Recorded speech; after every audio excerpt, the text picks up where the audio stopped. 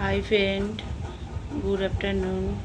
দেখো, আমি আজকে অনেক পদ নিয়ে বসে পড়েছি। কেন জানো তো? আমার মা মারা গিয়েছে, তোমাদের জানিয়েছে ভিডিওতে।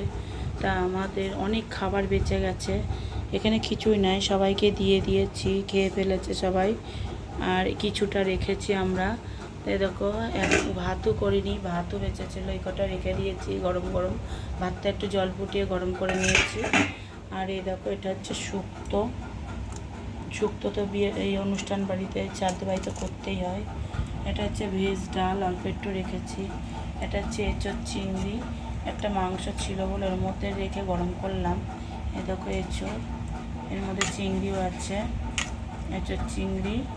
আর এই যে লাল শাক ভাজা, এটা আমের চাটনি, এই দেখো মাছ, পাতলা মাছের কালিয়া, আর এই যে মিষ্টি।